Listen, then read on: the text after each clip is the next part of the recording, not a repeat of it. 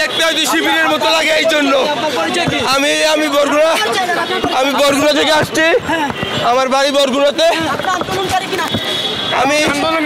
আমি আন্দোলনের পক্ষে, সব আন্দোলনের পক্ষে। আমার পরিচয় বরগুনা গোলাম সরোয়ার টুকু যে আসনে এমপি ছিল, আমি সেই আসনের লোক। আমি তার বাসার পাশে থাকি।